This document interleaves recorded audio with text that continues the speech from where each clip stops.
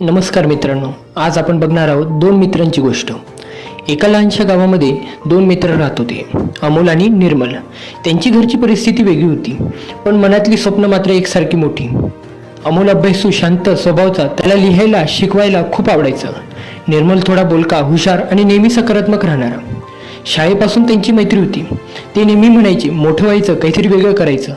अमोल म्हणायचा, मी एक दिवस शिक्षक होईन आणि लोकांना प्रेरणा देईन।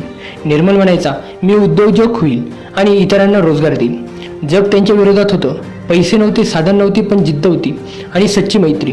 अमोलने शिक्षण पूर्ण करून सुरू केलं देसली स्पीक्स, एक प्रेरणादायी विचारांची चळवळ। निर्मलने छोटा व्यवसाय सुरू केला आणि आज गावातल्या 15 तरुणांना काम दिलं। दोघंही आज यशस्वी आहेत, कारण त्यांना एकमेकांचा हात कधीच सोडला नाही। तर मित्रांनो, याच्यातून आपल्याला शिकायला मिळालं, जिथं मैत्रीला आधार असतो तिथे संघर्ष अपयशी होत नाही। लोकांना आधार देणारी मैत्री हीच खरी प्रेरणादायी असते।